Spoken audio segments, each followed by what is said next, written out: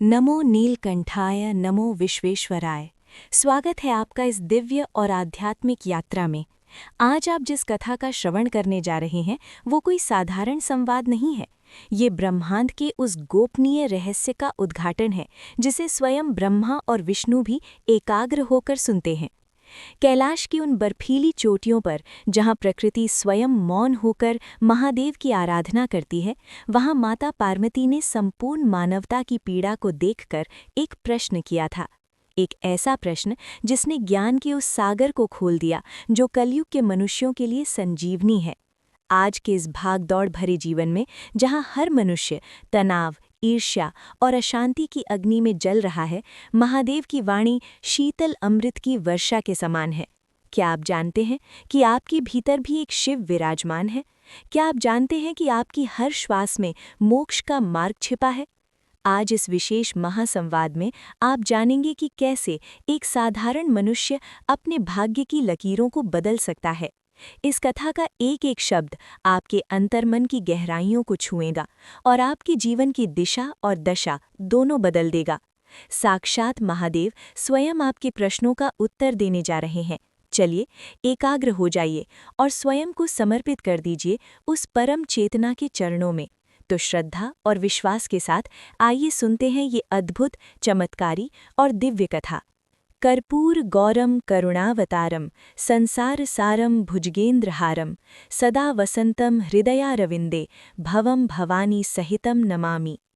कैलाश के उस अति दिव्य और अगम्य शिखर पर जहाँ सूर्य और चंद्रमा की रश्मियाँ भी नतमस्तक होकर प्रवेश करती हैं, वहाँ महादेव अपनी महानिर्वाण मुद्रा में विराजमान थे।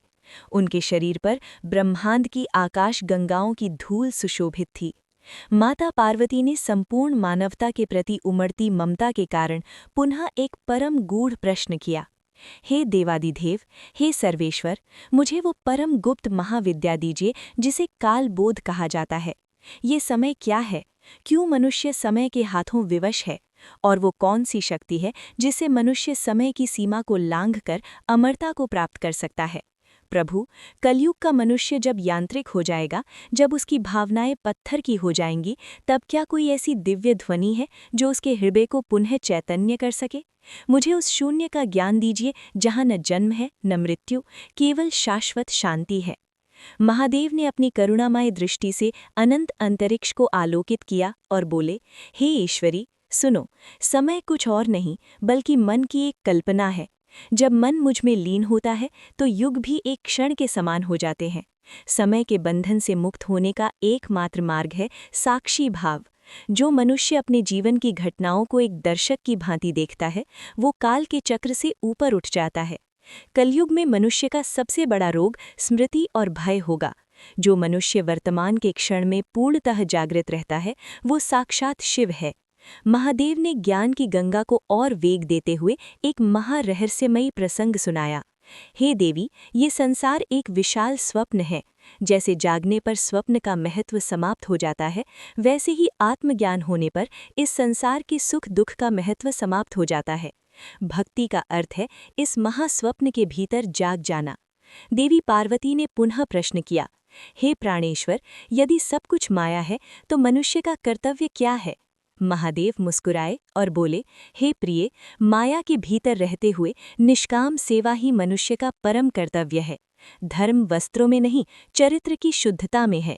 जो मनुष्य अपनी रोटी में से आधा हिस्सा भूखे को देता है, वो मेरी सबसे बड़ी पूजा करता है। मनुष्य की देह में स्थित हृदय कमल ही वो स्थान है जहाँ मैं सदैव वास करता हूँ। ओम की ध्वनि वो दिव्य मंत्र है जो अहंकार की अंधकार को काटता है। जो मनुष्य प्रतिदिन अपने भीतर उस अनहद नाद को सुनता है, उसे किसी शास्त्र की आवश्यकता नहीं रहती। उसकी अंतरात्मा ही उसका मार्गदर्शन करती है। महादेव ने अंत में एक परम सत्य उजागर किया। हे पार्वती, अंततः ये समझ लो कि मैं ही ये संसार हूँ और ये संसार ही मैं हूँ। कोई भी जीव मुझसे अलग नहीं है। कलयुग में जो मनुष्य ईर्ष्या और द्वेष का त्याग कर सबके भीतर मेरा दर्शन करेगा, उसके भाग्य का निर्माण स्वयं विधाता भी नहीं कर पाएंगे, क्योंकि वो स्वयं भाग्य का स्वामी हो जाएगा। ये कथा वो दिव्य औषधि है जो जन्म जन्मांतर के मानसिक विकारों को जड़ से समाप्त कर देती है। हे भक्तों, अभी आपने सुना वो महासंवाद जो अनंत है। शिव और पार्वती का ये मिलन केवल दो शक्तियों का मिलन नहीं, बल्कि जीव का परमात्मा से मिलन है। महादेव ने आज हमें सिखाया कि शांति कहीं बाहर के मंदिरों या पहाड़ों में नहीं, बल्कि हमारे अपने हृदय की पवित्रता में है। निष्काम सेवा और प्रेम ही वो दो पंख हैं जिनसे उड़कर हम इस संसार रूपी सागर को पार कर सकते हैं। जो भी मनुष्य इस कथा को पूर्ण विश्वास के साथ सुनता है, उसके जीवन से दरिद्रता का नाश होता है। अकाल मृत्यु का भय उसे स्पर्श नहीं कर पाता। गृहस्थ जीवन में क्लेश समाप्त होकर सुख और शांति का उदय होता है। महादेव की कृपा से उनके बिगड़े हुए काम बनने लगते हैं और अंत समय में भी जन्म मरण के चक्र से मुक्त होकर साक्षात शिवलोक में स्थान पाते हैं। भक्तों, महादेव का ज्ञान कभी समाप्त नहीं होता। इस दिव्य संदेश को केवल अपने तक न रखें। यदि इस कथा ने आपके हृदय को छुआ है, तो इसे दूसरों के साथ भी साझा करें। कमेंट बॉक्स में अपनी श्रद्धा प्रकट करें और लिखें हर हर महादेव। इस वीडियो को लाइक करके महादेव के इस अभियान का हिस्सा बनें। यदि आप चाहते हैं कि ऐसी ही दिव्य और चमत्कारिक कथाएं आप तक निरंतर पहुंचती रहें, तो हमारे चैनल को अभी सब्सक्राइब करें।